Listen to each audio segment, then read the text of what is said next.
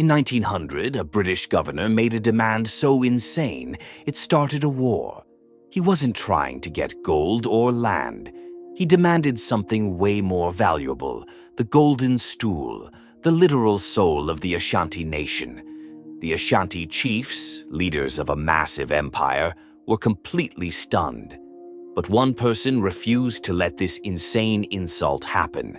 Her name was Yaa Asantewaa, the Queen Mother. And when she saw the men hesitating, she laid down the most legendary challenge in history. If you won't fight, we will. This is the insane story of how one woman stood up to an entire empire and saved her nation's honor. So, to understand why this war even happened, you need to know about the Golden Stool. This was not just a chair. For the Ashanti people, the Golden Stool, or Sika Dwa Kofi, was the physical object that held their unity, their power, and their actual soul as a nation. Legend says a priest conjured the stool from the sky in the 1600s, and it landed in the lap of the first Ashanti king, Osei Tutu I.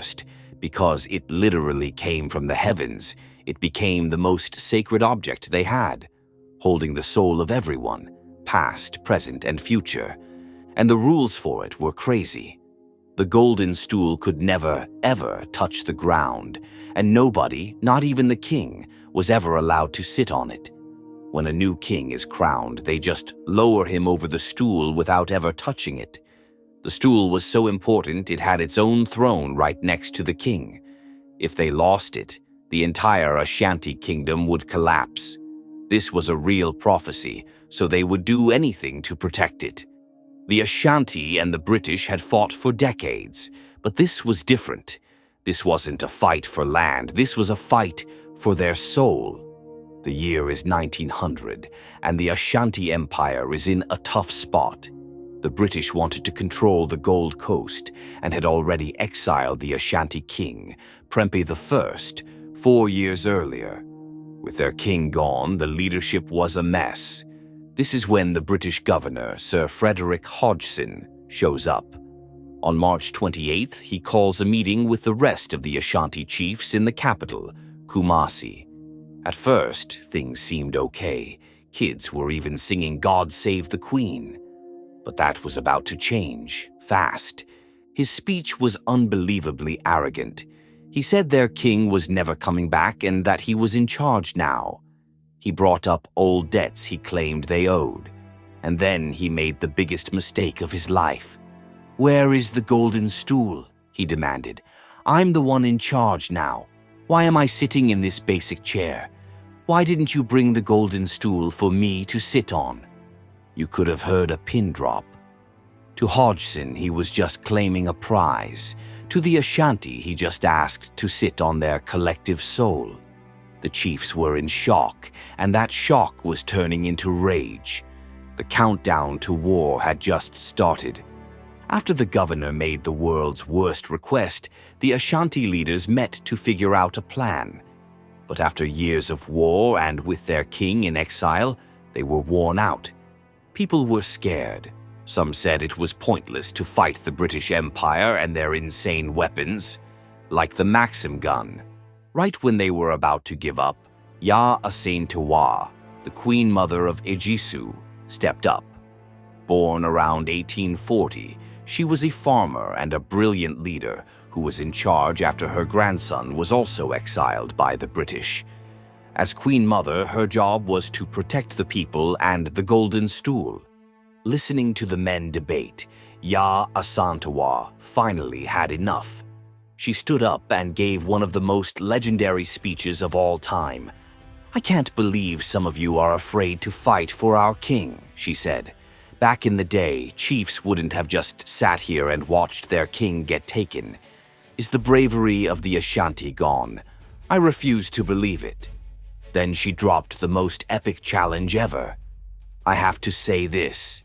If you, the men of Ashanti, will not go forward, then we will. The women will. I will call my fellow women.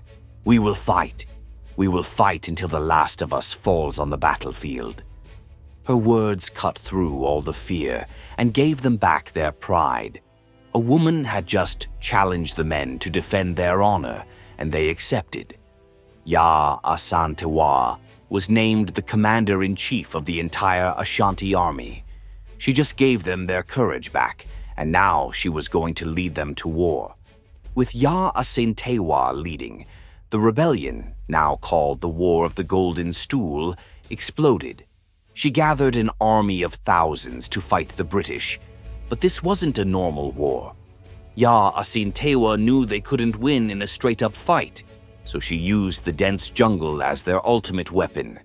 Using insane guerrilla tactics, the Ashanti army launched surprise attacks on British soldiers and then vanished back into the forest.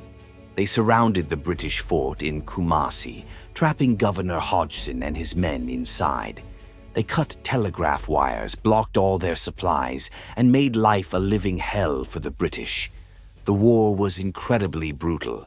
The British lost around 1,000 soldiers, and the Ashanti lost about 2,000. Yaa Asantewaa wasn't just directing from the back either. She was on the front lines, giving orders and inspiring her soldiers, completely shattering expectations. For months, the British were getting totally outplayed, and it looked like the Ashanti might actually win. For months, the siege of the Kumasi fort went on. Inside, the British were running out of food, medicine, and bullets. Outside, Yaa Asantewaa's army kept up the attack. But the British Empire was sending a ridiculously overpowered relief force of over 1,000 soldiers with modern artillery. The British backup finally broke through the Ashanti defenses. In the end, the difference between muskets and machine guns was just too much. Even though her army fought like heroes, they were eventually defeated. In 1901, the British captured Yaa Asantewaa and 15 of her top advisors. They were all exiled to the Seychelles Islands in the middle of the Indian Ocean. She died there in 1921, never seeing her home again. In 1902, the British officially took over the Ashanti territory, so on paper it looks like a total loss.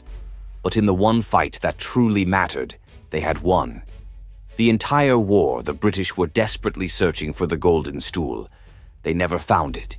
It was hidden by loyal protectors, and the soul of the nation was safe. The story of Yaa Asantewaa is one of the most epic stories of courage ever. What part of her story was the most insane to you? Let me know in the comments below. And if you think more people need to hear these incredible histories, smash that like button and subscribe for more stories of the people who changed the world. Even though she was defeated in battle, Yaa Asantewaa's legacy is a massive win. Today, she is a hero in Ghanaian history, a symbol of fighting back against colonial rule and an icon of female leadership. She didn't just challenge an empire, she challenged her own people's ideas about who could be a leader. The war, which started because of one man's stupid demand, ended up making the Ashanti identity even stronger. Years later, when the Golden Stool was found by accident in 1921, the British, having learned their lesson, promised to never mess with it again.